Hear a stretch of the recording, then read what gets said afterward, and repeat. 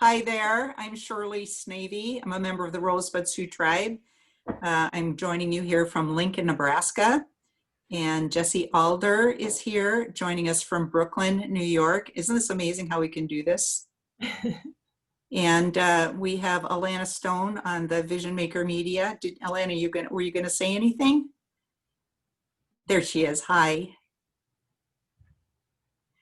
Oh, you're muted.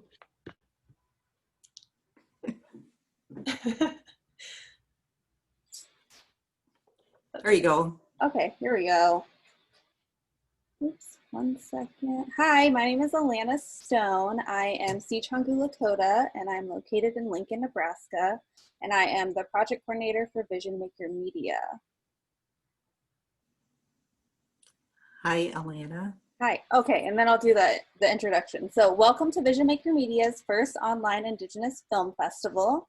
Vision Maker Media is a Native nonprofit located in Lincoln, Nebraska in the United States. Vision Maker Media empowers and engages Native people to share stories, and we envision a world changed and healed by understanding Native stories and the public conversations they generate. Reaching the general public and the global market is the ultimate goal for the dissemination of Native-produced media that shares Native perspectives with the world. VMN continues to showcase the most compelling Native stories for public broadcasting on local PBS stations and online. So today, Shirley Snavy will be moderating the Q&A for the Boxers of Brule with Jesse Adler, who is also on the call. And our major festival sponsors include the Lincoln Journal-Star, Woodland Voices Flutes, Lux Center for the Arts, Native America Calling, National Native News, Indigify, NV1, FNX First Nations Experience, NET, Nebraska's PBS and NPR stations, Woods Charitable Fund, Humanities Nebraska, the Lincoln Community Foundation, Lincoln Arts Council, the National Endowment for the Humanities, the Cooper Foundation, the Reese Foundation, the Cherokee Nation Film Office, and the Corporation for Public Broadcasting. Well done, thanks, Alana. No problem, and now I will let you guys have your Q&A. Okay. Got to acknowledge those funders or else this stuff doesn't happen. So thanks, Alana. It's great to meet you, Jesse. I've been looking at rough cuts of this project for, I don't know, maybe 5 years or so. No, it hasn't been, it made me feel like that. Oh, okay. But I've really enjoyed the progress of the program from the very first cut that Tracy Rector shared with me a couple years ago.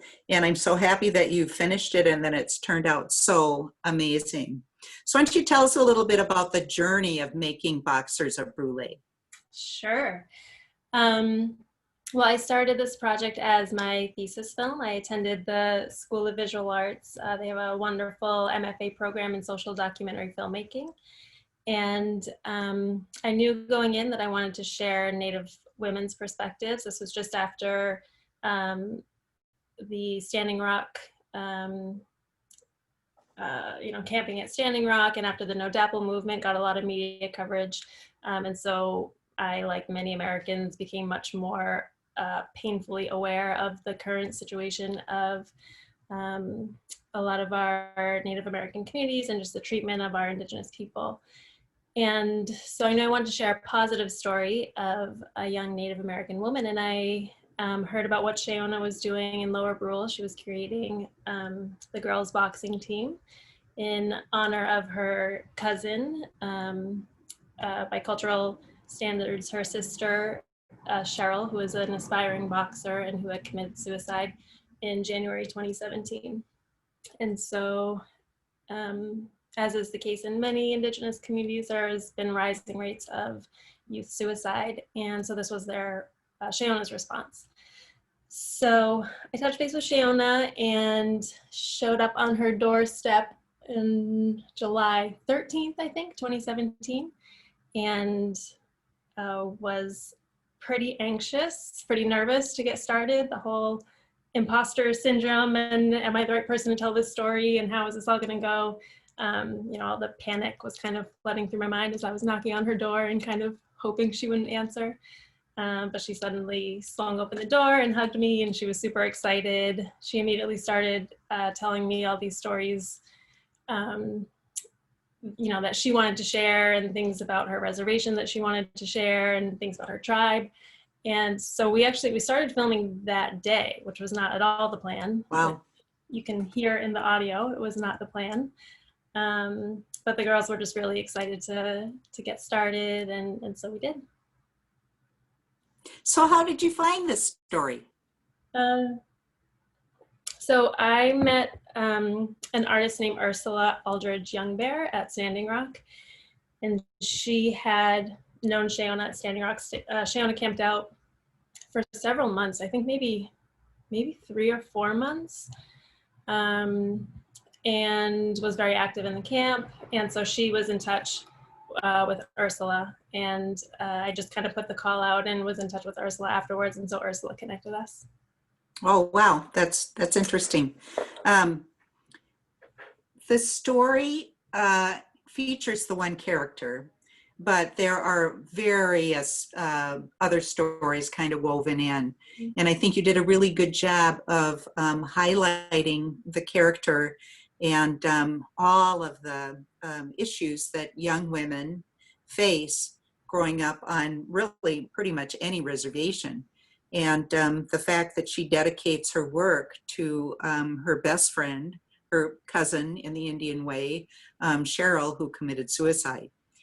That must have been just a really hard story to unfold and to begin to tell.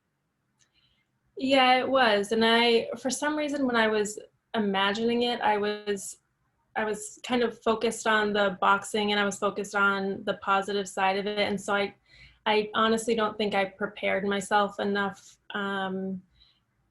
either for my own journey for what was about to happen, but also to be there for them in the way that, really, if I had done a little bit more preparation, just in terms of dealing with women who have faced trauma, and how to make sure that you're creating a safe space for them to share as they would like, to not share, what are the repercussions, what's going to be dug up during that process, and how are you going to support them through that. So I think that was more complex than I anticipated. But it's funny, when you say, it addresses all the problems, it doesn't even begin to tap the surface of half of the problems they face. There are so many traumas that all of those girls face that I knew I couldn't really even bring into the story, because it would open up a whole nother layer that I wasn't really prepared to responsibly tell. Yeah. Well, I think you did a good job of acknowledging the issues that are facing on the reservation. We do have a question. Elizabeth Barrett writes, "What a powerful film. I sobbed through most of it. It touched something to me. I was struck by how much drugs, including alcohol use, has affected Indigenous people, and how you didn't show the drug use, yet the effects were portrayed. That was beautifully done. I also love the scenery, having grown up on the plains in Nebraska, and how the film used scenery such as the thunderstorm when the protagonist was struggling with returning to drugs, and how the seasons changed while she was gone. I'd like to know how you felt when you finished the story, and how has this experience changed your life?"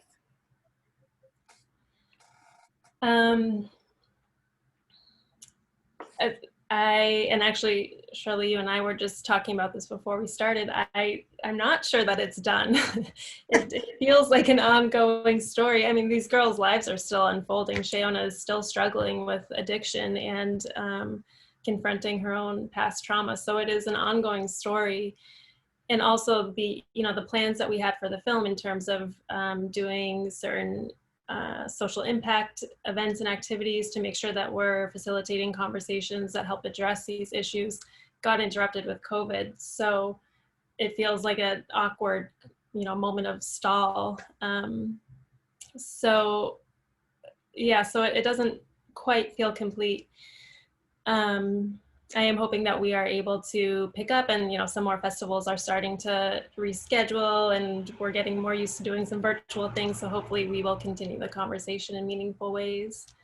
But it absolutely has changed me as a filmmaker, as a person. It was the first film that I made, and so finding that balance of staying true to my vision and trying to create the story that I wanted while also paying attention to what's actually happening and realizing that I'm not the expert in the story, and following the leadership of the people who are in it was an important lesson, but also just a difficult balancing act.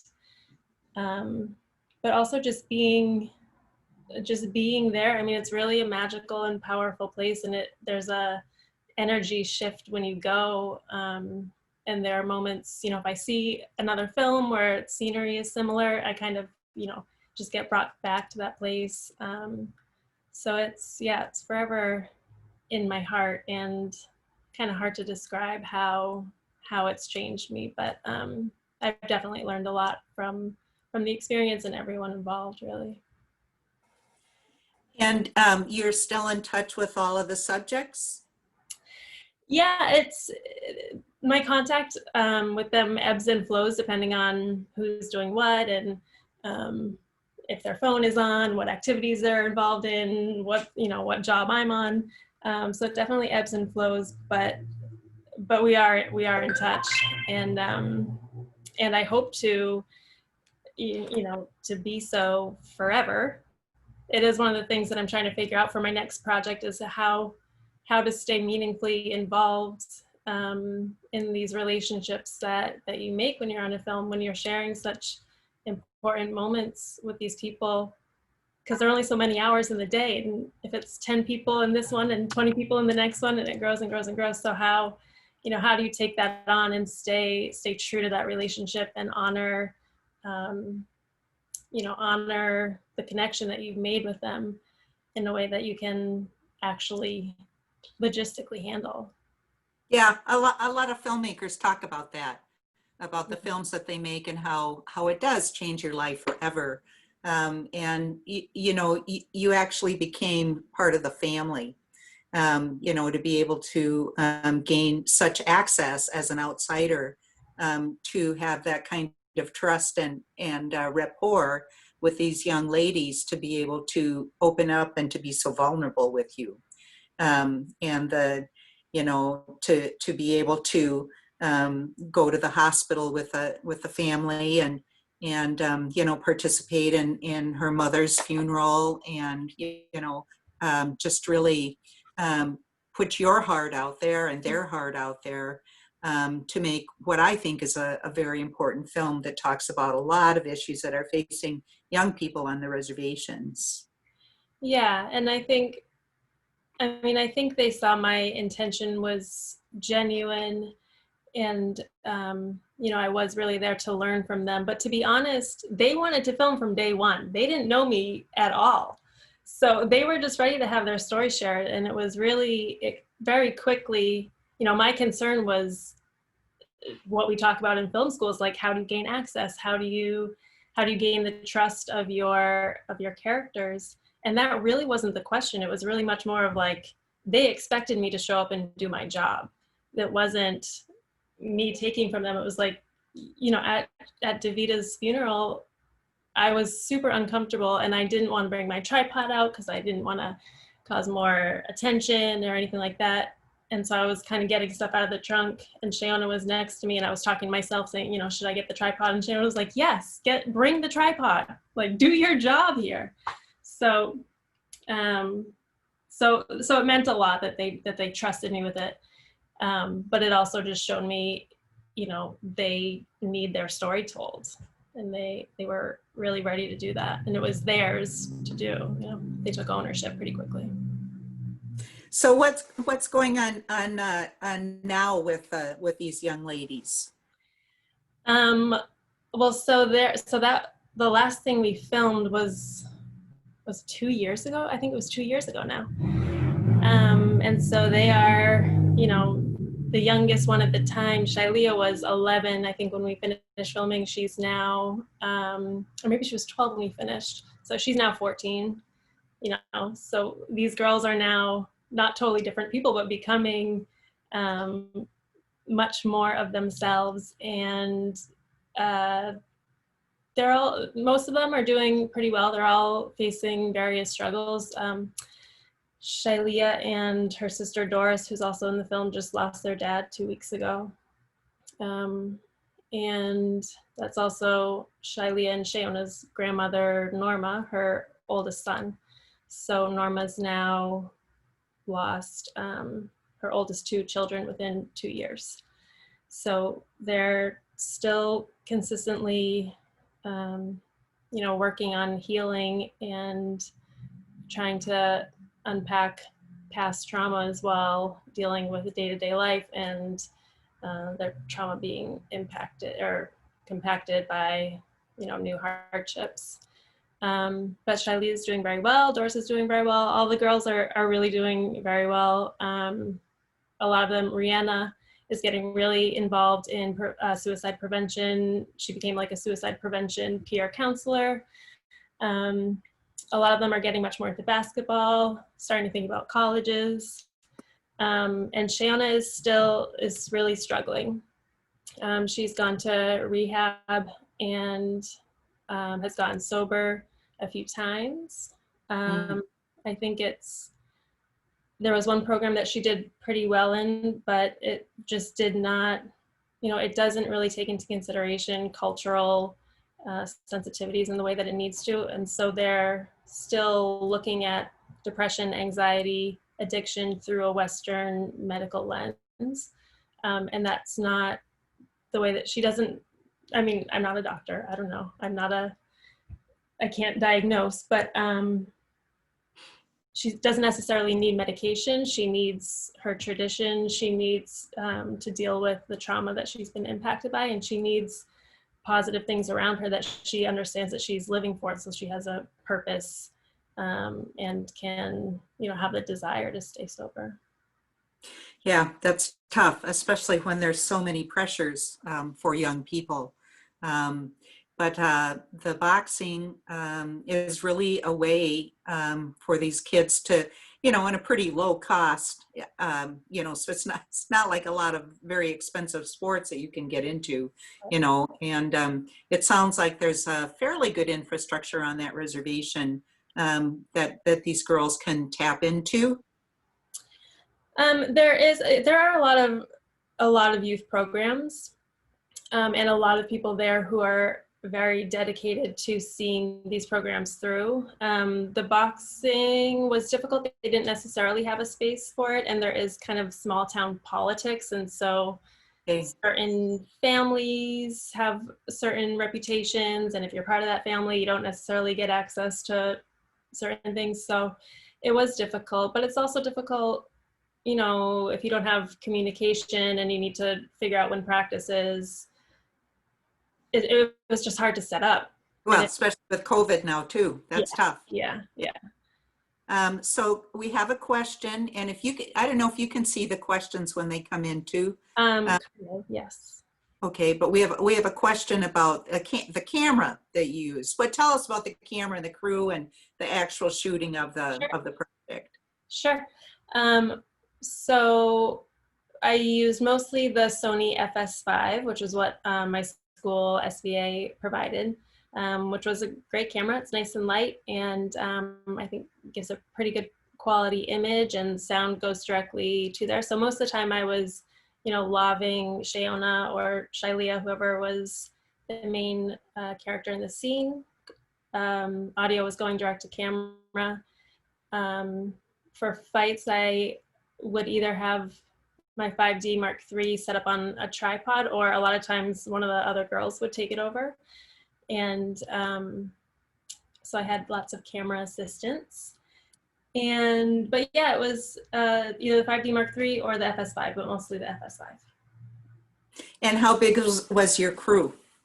How many times did you go there, and how big was your crew? I went there, the first time I was there was about 6 weeks, and then I went back for 10 days to 2 weeks at a time, maybe 3 or 4 more times. And then I've been back to screen with the community, or Shayona had a baby girl almost about 1.5 years ago. So for different life events, I try to make it back.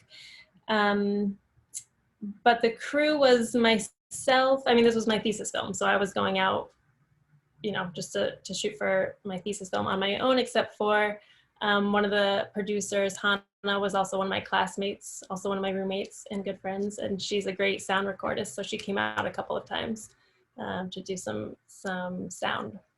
But it was very, very minimal crew. Bare bones. Bare bones. Yeah. Yeah. Well, I'm glad you were able to get such a wonderful film. As I was saying when we were getting started, I have family on that reservation and have spent quite a bit of time. And I love the Missouri River, and I think you did it real justice in showing that what an important part of life that is for the people that live on the Lower Brule Reservation.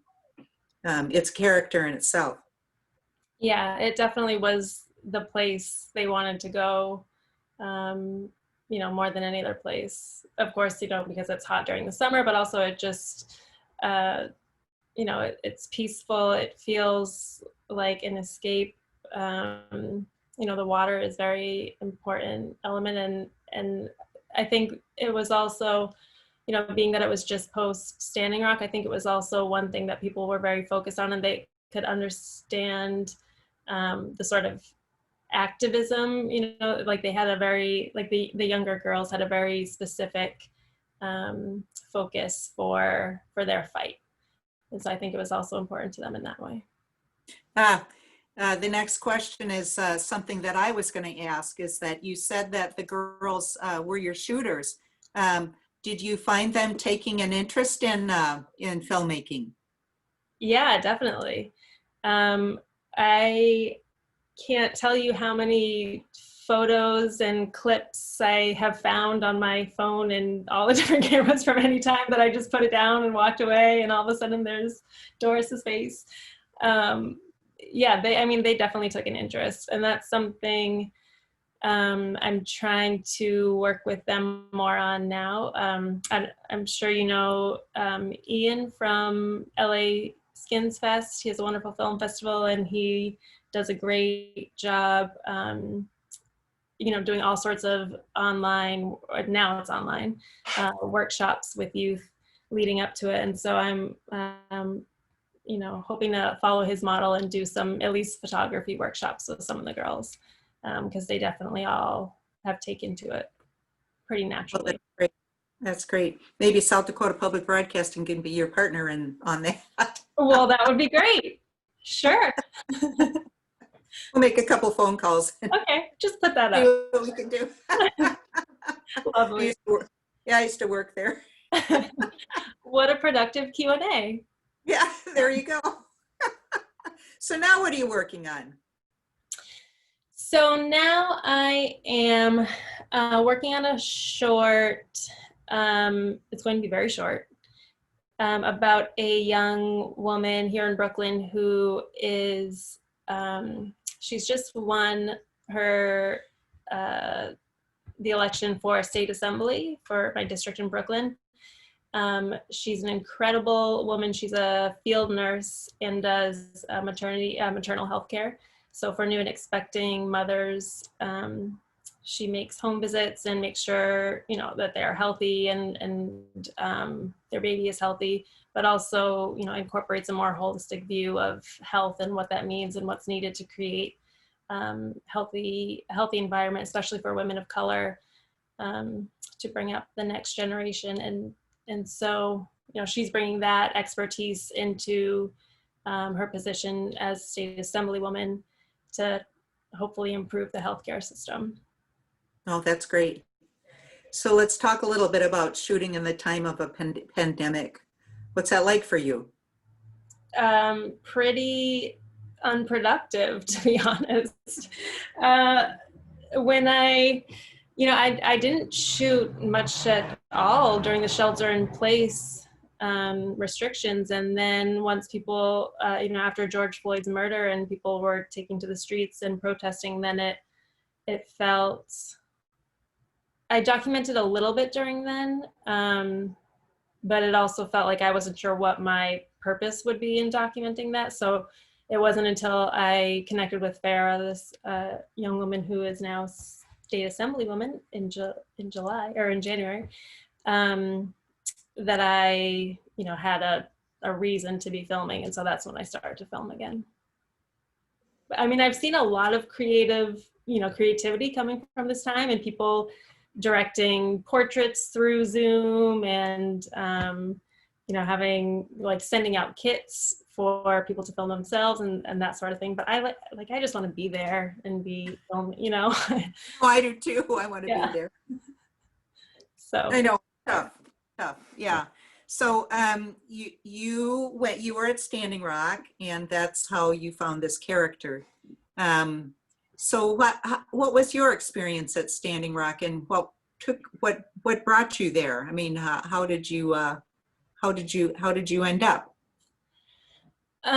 So before I was in grad school, I was working with an organization called Earth Rights International, and they do a lot of work with ethnic minority groups and indigenous communities in the Mekong and Amazon regions. And so that was kind of the backdrop for the projects that I made in grad school. And so when Standing Rock happened, I knew I wanted to focus on stories through that lens. And I read, I think it was an Indian Country Today story about a woman named, what was her name? Someone, Skybird Zinkala. She was the first woman to give birth at Standing Rock. And, she did it all by herself in the middle of the night by the river. And she talked a bit about how, birth as an act of resistance and continuing Indigenous generations, and especially in a way that was meaningful to the culture, was just an act of resistance. And I thought that was really beautiful and wanted to tell that story. She wanted no part of that story being told, at least by me. I kind of have a feeling she may have been approached by several people. But so that's what drew me there. So, and I did meet her, and she was wonderful, and her baby was the sweetest little thing. But then it was just, I just spent time getting to know what else was happening there. It was really a very powerful experience. And nothing, I mean, I was there just before the Thanksgiving. So was that 2016, I think. So there were thousands of people there, all different tribes. I was just learning a ton. So it definitely set the pace for me wanting to do more. Okay, so now we have another question. Thanks for your sensitive storytelling. I'm from Standing Rock. Lily Shangru from the Pine Ridge Reservation, and she was at Princeton University, and one of the first women on the campus in the 1970s. She set up a shelter for battered women at Pine Ridge, and then worked in the arts in Santa Fe. Eventually, she was involved with her husband in Oklahoma with big productions, and created the opening of the film for NMAI in DC as well. I'm wondering about getting them involved as mentors as you continue this journey. So do you know that? Do you know them? I mean, is that? No, I don't. Okay, all right.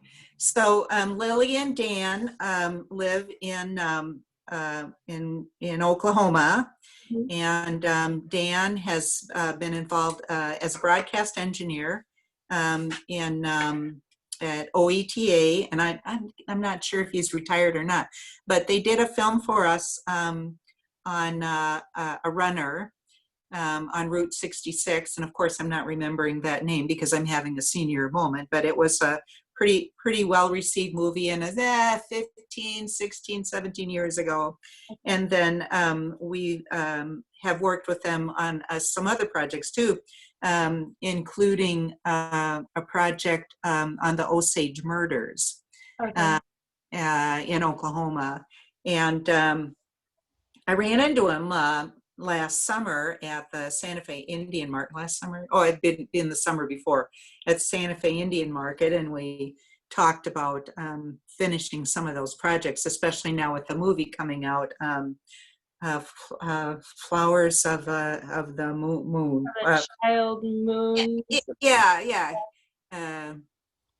Killer Moon, yeah. Child Moon, yeah. So yeah. So I'm not sure where they are with that, but yeah, Dan and Lily have been good friends for quite a while, and what's funny is Indian country is so so close. Is that when I was working for the Tawahi Foundation in Minneapolis here this last year, Valerie Shangro was on the board of directors at the time, working for the Blandon Foundation. And I looked at her and I thought, "Why, you look familiar." And yeah, that's Lily's sister. So that was great to get to know her. Just a very wonderful family and very committed to helping Native people out. So yeah, thanks for that. And yeah, those guys are great. So I'm glad to if you want Lily's phone number, I'll be happy. Oh, sure. Great. Yeah, I'd like to get in touch with them anyway. They're on Facebook too. So Lily's been selling a spice mix called Lily's Magic Powders. So, Ooh, what's in yeah, that? I don't know. I haven't tried it yet, but sounds pretty good. That sounds great.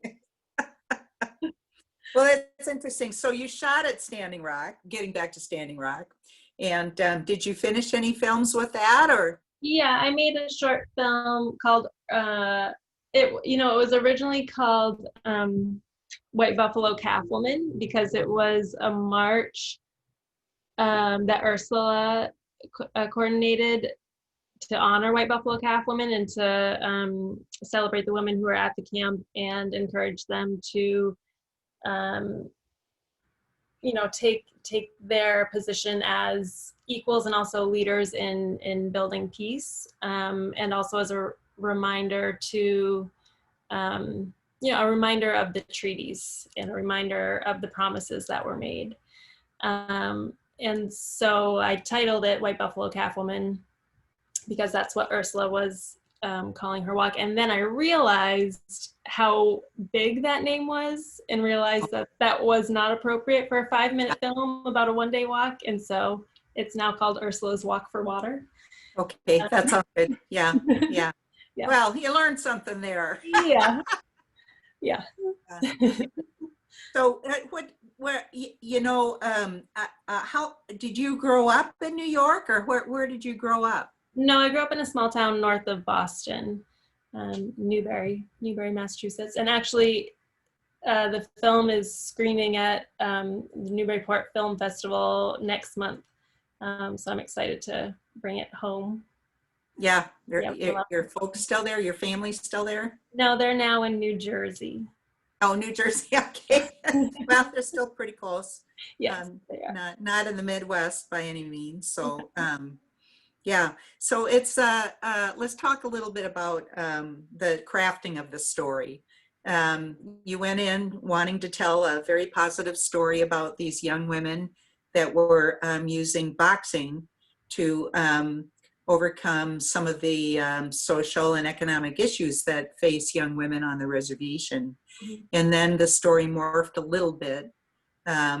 So are you happy with the film? I mean, we got the discussion about, is it really finished? Yeah. But it seems like it seems like you finished it to me, that it has a good story arc, and that you ended up with an important story. Yeah, I think so. I think it was really difficult because when we started, Shauna I don't think she was aware of how much she was still in her addiction, and I definitely wasn't aware. I mean, I hadn't dealt with addiction enough in my own personal life or relationships to recognize some of the signs.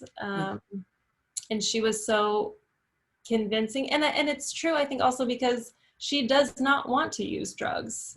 so the way that she speaks about using is something that, you know, it's not as if she is acting tempted when she's sober. She absolutely wants to be sober. And so the way that she talks about it didn't clue me into the fact that it was still a reality for her. And so when she relapsed, she initially didn't want any part of the film anymore. It wasn't something that she wanted to share, you know, about herself. And honestly, it wasn't something that I was ready to tackle either. And then, you know, a few months in, I started to kind of warm up to the idea, and, you know, if this is really affecting her and really taking away from the boxing team. You know, she is just so driven and so focused and wants it so badly that if she can't do it because of everything else that's happening in her life and addiction is taking over, then that, you know, must be true for other people. And so I started to kind of reevaluate the story in my mind, and around the same time, she ended up in jail and called me on her way home and said, okay, like, we need to talk about this. We need to film this. And, you know, I want to share this so that other young girls don't follow in my path, because this isn't something I want for the young girls in my tribe. And the conversation that she has with the older lady with the white hair, I don't remember her name. Raven. She's great. Yeah. Well, tell me a little bit about her character. So she works with the Boys and Girls Club. Okay. She is part Native, not from Lower Brule. Her husband is from Lower Brule, and they returned there when his mom was sick several years ago. Maybe 20 years ago or so. But she is definitely a powerful force within the community and has worked with, you know, most of the kids in the community. And she's very real, and she's very honest, and she doesn't try to sugarcoat anything or you know, she's very open about her own experiences, and she's also tough. She, you know, she has called Shayona out on some things that Shayona did not want to be called out on, and so Shayona definitely looks to her for some guidance. And yeah, I wasn't expecting Raven during that conversation to talk about her own past suicide attempts. I wasn't even aware of that. That's a very, very, very lovely scene in the movie. Very lovely. Yeah, I think that was important for Shayona to hear. And just, you know, to not let that define you, and to then choose something else, and choose as much, you know, you say choice, sometimes it really doesn't feel like a choice, but as much as you can, you know, choose to make the most of your time and realize the power that you have. I mean, Shayona has a lot of power when she chooses to use it, or when she's able to use it. Yeah, definitely. That shows in the movie. So as I was telling you earlier, Tracy Rector is the one who brought this to my attention while I was working at Vision Maker Media. And how did you discover Tracy? I, during the crowdfunding campaign, someone named Annie Mercedes, who is a film producer and social impact producer, who had gone to Firelight Media social impact program or fellowship with Tracy, saw the film, and at that point Annie was not taking on short projects, and she said, you should talk to Tracy. And somehow Tracy agreed to first do some consulting and then come on in a more, you know, in a larger role as producer. And she's been, I mean, you know, she's an incredible force, and just brilliant mind, and so patient. And so she definitely led me through, and continues to do so, you know, everything from like, how do I word this email to like, how do you deal with this massive situation that I'm totally emotionally unprepared for? Yeah. So did she come on while you were shooting? I don't think we shot anything else since she came on. Maybe I did end up shooting a little bit after Shiona gave birth. None of that made it into the film. So I may have shot that, but I think, you know, we had everything that's at least in the film shot when Tracy came on. Okay, yeah. So a reminder to the people in the audience, if you have questions, please just type them into the question box on Zoom. We'll be happy to answer your questions or try to answer your questions or make stuff up. So let's talk about you know, you pour your heart and your soul into this movie, and you get the editing done, and you're ready to go, and then you feel like maybe you close the chapter, but you're not. I mean, this is just the beginning, right, of what you want to do with this film, and how to get eyeballs on it, and what impact do you want this film to have. Yeah, I hope it's just the beginning. I would like it to be in classrooms and community centers and, places where it can spark conversations, both within Native communities and outside. Last fall, we were part of the Tribeca educational series, and so we screened in New York City classrooms. And a woman named Shanae Bullock, who has a cultural consulting firm called Mosketu Consulting, helped to write a lesson plan. And so we screened the film and talked with kids from New York. First of all, some of them were completely unaware that Native American tribes are still living amongst us. And New York City has one of the largest populations of urban Indians, I think, in the country. And there are, reservations, not even 100, not even 60 miles away, I think, very close. So it was good to raise their awareness, but it was also, a lot of them are struggling with similar things, just being, coming from immigrant families, coming from lower income families.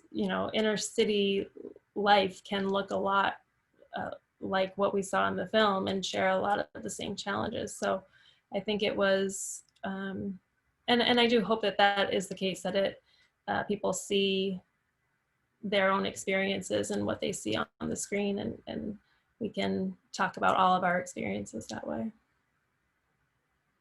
Well, we've had a couple of questions come in. Danielle Smith, hi Danielle. This was a powerful and needed film. Thank you for bringing it to us, Jesse, the filmmakers and Vision Maker Media. There were times when, as a documentary filmmaker, it must have been hard to just document and not get involved. I noticed when she needed gas money and a ride to get to a fight, and when she left the situation to go use drugs, there was a camera in the vehicle with her, and then the camera was with her family who didn't know where she was. How did you handle the conflicting desire to help her with the aim of just documentary?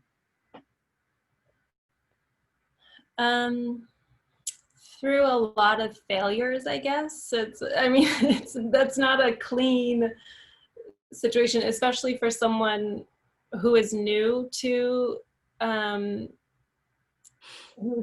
scene. And so, I was just uncomfortable a lot of the time, and my nature is to want to get involved, and for I want people to like me, so that's as a filmmaker, but also just as a person, that is who I am. And so it's I definitely did have to catch myself in moments where it was my tendency to put down the camera. And, getting back to what we said earlier, to realize what my job was, and that they were really trusting me to do my job, and to document. That's why I was there. They came to me for a few moments of friendship, but really they wanted me there as a filmmaker. They have friends, they have people supporting them, they have elders, they have loved ones, they have good family. And, you know, I tell them all the time, I'm here for them no matter what. And they don't necessarily need that. So realizing what my job there was important. But also some of that is creative editing. I mean, I was not in the car anytime she was about to go use drugs. That, you know, that was driving home from training one night in Sunset. So reappropriating some footage and sprinkling some thunderstorms in there did the job. Okay. Yeah. No, she didn't want me around anytime there was drug use, and I didn't really want to be around either. Yeah, that's understandable. Kelsey is asking, thank you for sharing this story, Jesse. Since you are non-native, can you talk about some of the highlights and challenges about sharing the film to both native and non-native audiences? Yeah. Yeah, I mean, I think, you know, being non-native and of course being in film school, most of the screenings at the initial phases were among non-native audiences. And so the first time I remember, you know, aside from the community, you know, when we screened in Lower Brule, of course, everyone had a very strong reaction and connection to it because it was theirs. But the first time we screened at Big Sky Film Festival, we did a community screening at the Salish Kootenai College, a couple hours north. And that was the first like full, like, I don't know if it was a mainly native audience. And to get their reaction was just so much more powerful. And they definitely just connected to the experiences more. And, you know, when we screened at Imaginative in Toronto, that was a very full, I mean, that was a big audience, and like the laughs were louder, the sighs were louder, the sobs were louder. It was, everyone reacted much stronger just because, you know, they have really felt that. But I hope that it does, you know, touch audiences of all kinds in similar ways, because, you know, whatever your experience is, you know what loss feels like, you know what trying to figure out who you are and if you are good or bad, or you know, how you can become the person that you want to become. You know, all of those struggles, I think, are within all of us. It strikes me that you're a brave woman to be able to go to these places that you don't have any background or experience in. What gave you that bravery? Some would call it bravery. Some would call it, I don't know, impulsivity, just not really thinking things all the way through. I think also having worked in the Mekong region with Indigenous communities there was something that was sparked in me where I felt like it was my responsibility to tell American Indian stories. Not like it's my story, but it felt more a part of me. Like I felt like that was something that, like this is also my home. And so this is stories that I feel need to be told and are a part of me. So I think it was just that need, and already kind of feeling like that was, you know, I was a part of the larger community, being an American somehow, I guess. Yeah, that's great. So had you spent much time in rural areas before this as a resident of the Boston area? Yeah, well, Newbury is a pretty small town. Not quite, I mean, it definitely, I'm not sure what how the population compares. But no, not as as rural as the lower Brule, and also just not as spacious and vast. I mean, as soon as you get outside of Sioux Falls, it just feels like you are up in the sky with the creator. You know, and I was there a lot during the summertime, and so you were just, I felt like I was constantly in this golden glow there. But I guess I've had a lot of travel experiences, so I've been in all different environments, and that's, I mean, that's really one of the things that I love about being behind the camera, is having access to explore so many places and people willing to show you around. So. Sure, yeah. I lived in Amherst, the Amherst area. Oh, very nice. Not Amherst, Amherst. Amherst, I didn't know that. And my daughter, who by the way is getting married this week, she was 14 at the time, and her friends lived out in the country. Well, not out in the country, out in the forest, you know, in these little tiny towns like Pelham, and you know, we'd have to go take her out there, and I tell you, you know, if the sun goes down, you know, you're in those forests driving around, and it's hard to know which way is north. Yeah. And this was before GPS, so I finally got a compass and put it in my car so I knew which way it's going. But you know, you develop a way of seeing, I think, and I think you've described that leaving Sioux Falls. Yeah, yeah. And the beauty of a rural nature, in that some people drive through South Dakota on their way to the Black Hills or whatever, and they're just like bored to death, you know, because it's such a monotonous drive.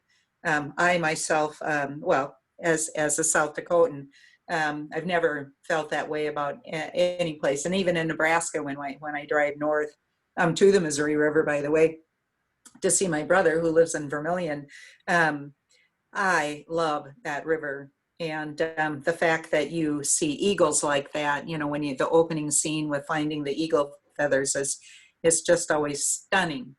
And, you know, that's one thing that I liked about moving to the Minneapolis, the Twin Cities area, is crossing those rivers and seeing the eagles fly, and just what a majestic bird. You know, subsequently the Vision Maker Media's logo is based on that eagle, as a messenger to the creator, with our prayers. And that's how really what we feel, what we're doing with storytelling is, you know, getting the message out there about Indigenous people, so that the children in New York City can learn that tribal people are still alive and really care about their traditions and their families and their elders, and saving their languages, which is always, you know, an important part of what Vision Maker Media does, and what I as an Indian person does, you know, throughout my career, to share these Native stories. But you talked about leaving Sioux Falls and the goldenness, and being out there, and rural area. And Lower Brule is a beautiful country, you know, on the river and the rolling hills. And I love going there. But I mean, as far as not just the land, but the people, is there things that surprised you? I mean, broke stereotypes. I mean, did you have stereotypes when you went in there? I mean, was there anything, just talk about that.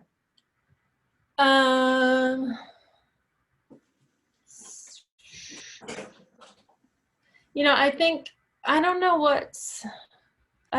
know what stereotypes I went in with. I mean, I definitely throughout the process was asked several times if I was like staying in teepees out there. And so there were definitely, like, I was aware of some of the stereotypes.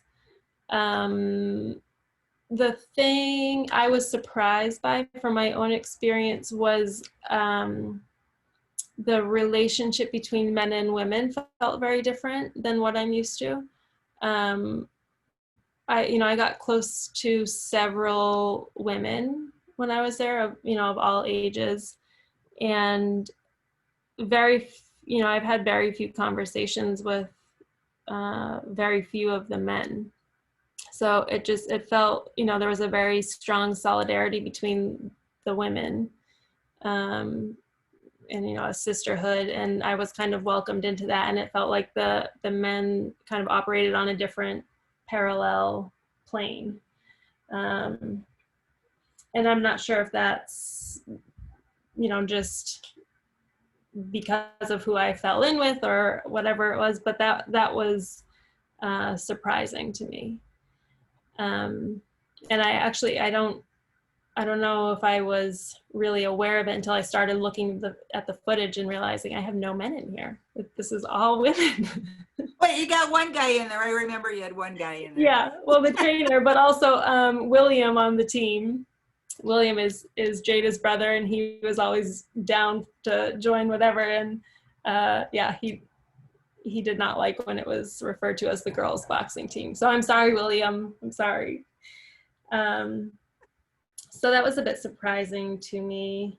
I mean, I think in terms of stereotypes, the thing that I struggled with and the thing that I still struggle with is, what is it doing as a filmmaker to put a young Indigenous woman who is an addict on screen? And is it breaking through the stereotype enough? Is it giving more insight to the situation enough to justify that? Or is it not helpful? Is it not furthering the conversation? And is it actually damaging for young women to see that? So I think that was the stereotype conversation that was happening in my mind a lot. That's very interesting. I personally think that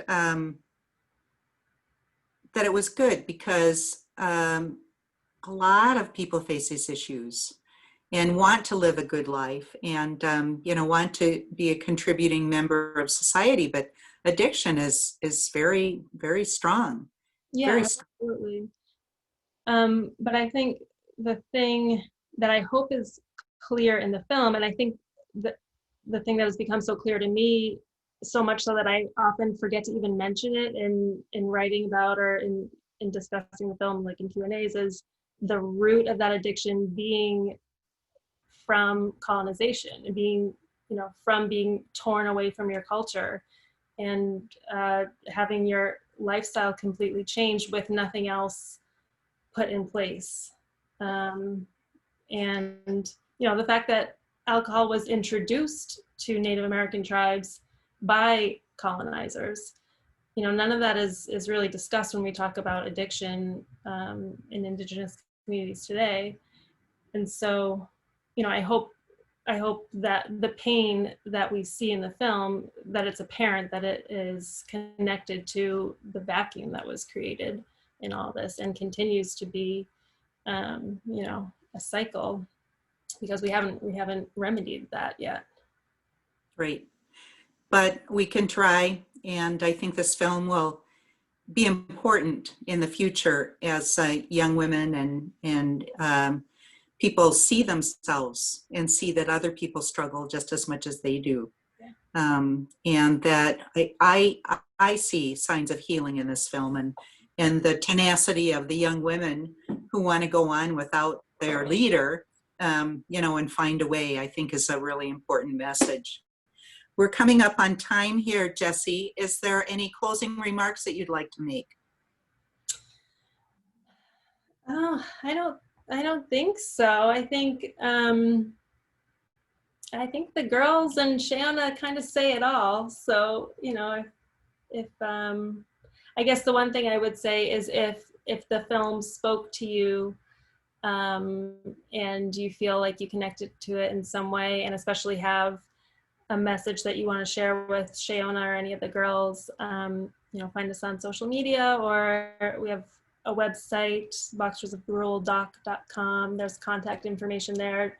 We're collecting little cards that we're calling class to cast, because it started in the classrooms, of messages that the audience members share that we can pass on to the girls. So, any way we can continue the conversation after the film is great. Great. And so to our audience out there, thank you for joining us.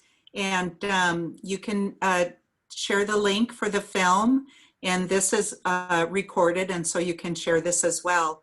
And I know that the Film Festival, Vision Maker Media, would love to hear more comments from you. So thank you all for joining us, and it's great meeting you, Jessie. Yeah, And great to meet you. Thank you, Shirley, and thank you, Elena, and thank you, Vision Maker. It's really an honor to be screening with you guys this year. thanks. Take care. I hope we meet in person someday when this We pandemic will. is over. We will. Hopefully along the Missouri River somewhere. Sweet. Very good. Thank you. Have a great day. All right. Bye-bye. Bye, Shirley.